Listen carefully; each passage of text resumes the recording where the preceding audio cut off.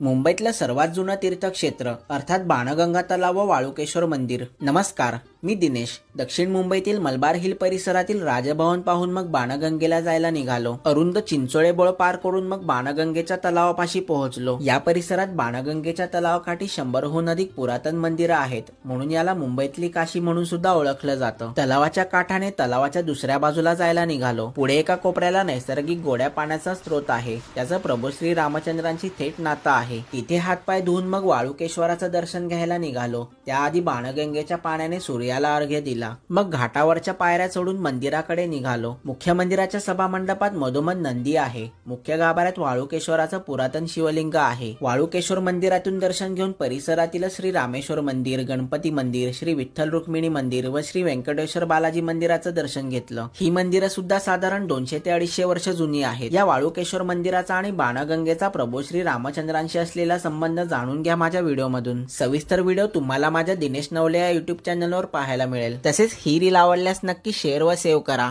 असेच नवनवीन आणि माहितीपूर्ण व्हिडिओ पाहण्यासाठी माझ्या पेजला नक्की फॉलो करा.